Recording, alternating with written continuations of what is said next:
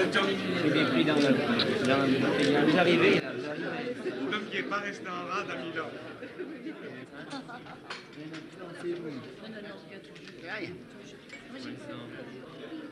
C'est un des plus beaux livres, en tout cas, c'est certain, au point de vue édition. C'est l'édition. Vous avez regardé ça en détail. Apollinaire qui l'a mis sur pied, c'est ce qu'il a en tout cas réalisé, c'est un très très bon livre.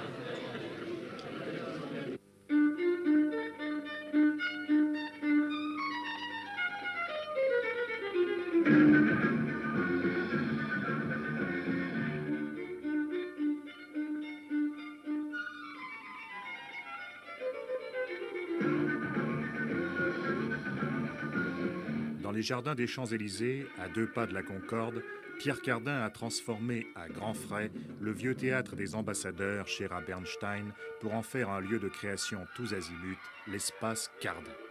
Passant de la maison de couture à la maison de la culture, Pierre Cardin a su rester fidèle à un principe qui a fait sa fortune, mettre sa griffe sur tous les accessoires. De la lampe au fauteuil, tout a été créé sous sa haute surveillance.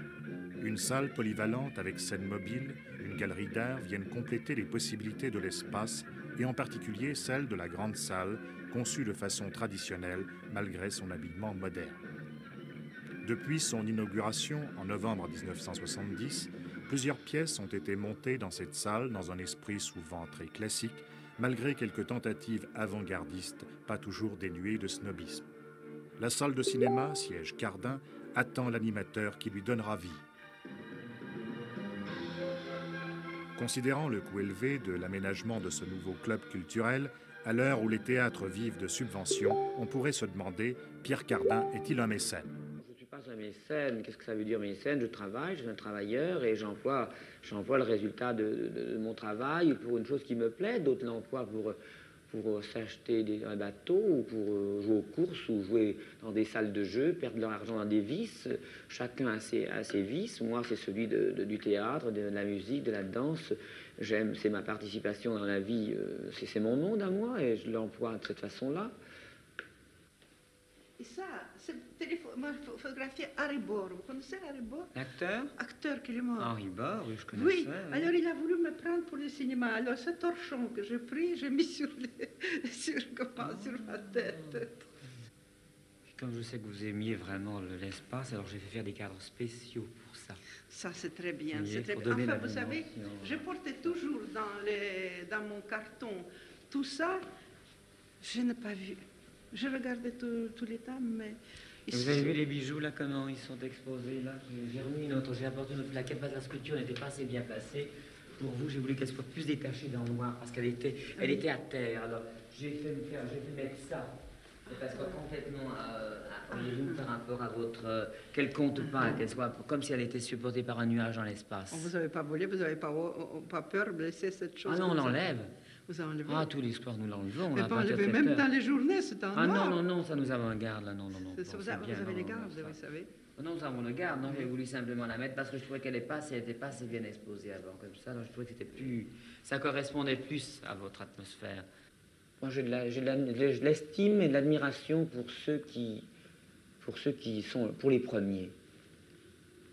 J'aime beaucoup, j'admire, au collège, j'admirais mon camarade qui était le premier.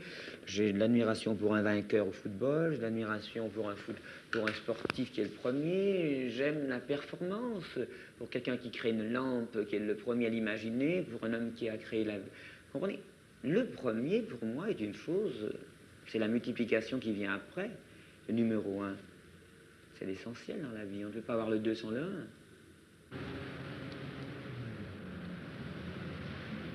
Il habite un immeuble sur les quais, au bord de la Seine. Il n'aime pas recevoir chez lui, seuls ses intimes ont accès à sa vie privée.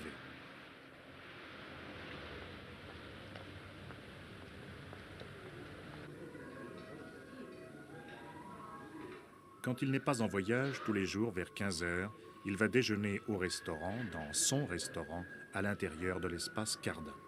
Là aussi, assiette, nappe, fourchette portent sa griffe. Mais la qualité de sa cuisine n'a pas encore atteint celle des restaurants qui figurent dans les guides gastronomiques.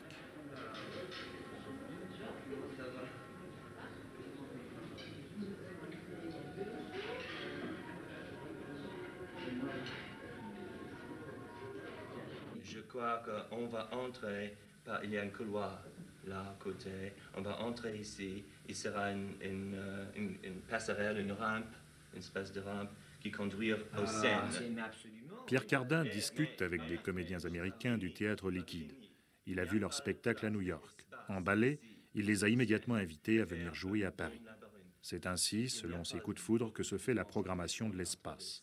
Pour l'exceptionnel tout au moins, car pour le quotidien, il s'en remet à son directeur théâtral, l'ex-commandant X, Michel Deray. Tous les soirs, ils se réunissent une demi-heure avant le spectacle pour discuter de la présentation de la veille et apporter des changements et des inventions nouvelles et qu'ils ont besoin de se trouver, de se réunir tous sous la direction de quelqu'un qu'il faudra trouver ici, d'ailleurs, qui soit un peu leur inspirateur et qui parle avec eux de tout le spectacle de la veille pour que le spectacle du soir soit différent et réinventé. I'm sorry, but I must leave, but I need kiss.